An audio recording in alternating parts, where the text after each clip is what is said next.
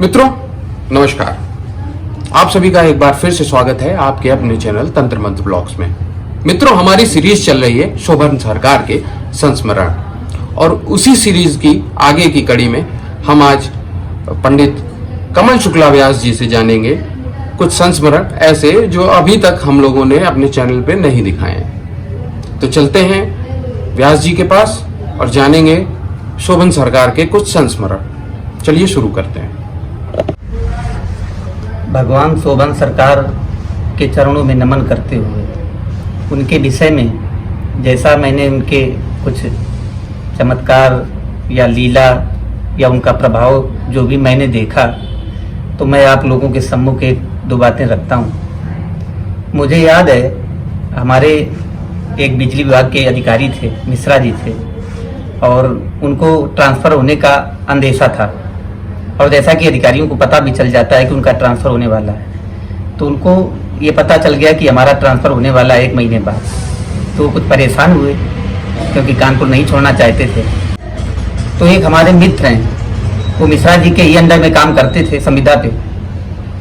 वो उनको लेके गए शोभन मंदिर सिर्फ पूरे विश्वास के साथ। यद्यपि मिश्रा जी को उस समय कम विश्वास था, जैसे अन्य संत ऐसे ही वो बाबा जी कहते थे। वो गए शोभन और सरकार के पास जाकर कहा कि बाबा जी हमारा ट्रांसफ़र लेटर आ सकता है, हमारा ट्रांसफ़र होने वाला है, मेरा ट्रांसफ़र ना हो, बच्चे छोटे छोटे हैं। तो सरकार ने कहा ठीक है साहब, और उनको किशमिश दे दी और वो सिर पे हाथ फेरा, वो बाहर निकल आए।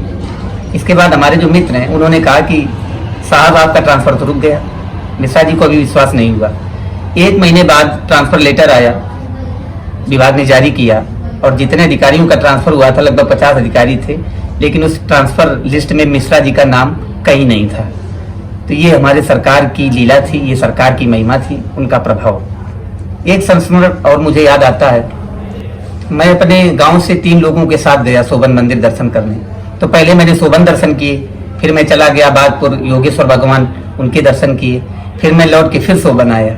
तो शोभन में भगवान अपने आश्रम के परिसर में ही एक आश्रम में थे, कालिका मैया जादेपुर में आश्रम है, वहाँ थे।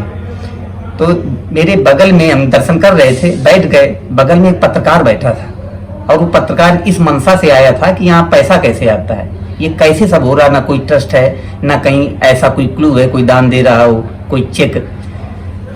तो वो भगवान के दर्शन करने के लिए वो भी आया था। जैसे ही उसने मेरे सामने प्रणाम किया तो सरकार ने उससे पूछा क्यों, पता कर पाए कहाँ से पैसा आता है। जैसे ही इतना सरकार ने कहा, वो सरकार के पैरों पे गिर पड़ा, और मेरे सामने की बात है, उसने कहा बाबा जी आप तो भगवान हैं, आप तो मन की बात जान लेते हैं। तो सरकार ने बड़े प्रेम से कहा ढूंढो बेटा, ढूंढते रहो भाई, कहाँ से पैसा आता है, आप लोग तो सब पता कर लेते हैं। और एक संस्मरण स्वयं मेरे ऊपर घटित हुआ है। सरकार ने बड़ा डांटा। एक चौपाई थी, मैं उस चौपाई का शुद्ध उच्चारण नहीं कर पा रहा था, तो सरकार ने कहा तुमको अभी शब्द बोध नहीं है, शब्द बोध सीखो। तो मैंने कहा भगवान सीख जाएंगे। चौपाई थी, मैं आपको सुना रहा हूँ। एक सखी सी संग बिहाई, और मैं बोल रहा था गई रही देखन फुलवाई। सरकार बार बार मुझको समझा रहे थे डांट कर कि गई नहीं, गई रही देखन फुलवाई। लेकिन उस समय, ये बहुत पुरानी बात है, 2-4 वर्ष हो गए, मेरे मुख से गई नहीं उच्चारण निकल रहा था, गई निकल रहा था, गई रही देखन फुलवाई। तो हमारे भगवान को रामायण के प्रत्येक यति का, विराम चिन्हों का, और जिसको शब्दबोध कहते हैं, शब्दबोध का बहुत गहरा ज्ञान था, और वो साक्षात भगवान थे। तो उनके विषय में जो भी कहा जाएगा वो थोड़ा ही है, सूर्य को दीपक दिखाना। नमः गुरुवे श्री शोभन सरकार है।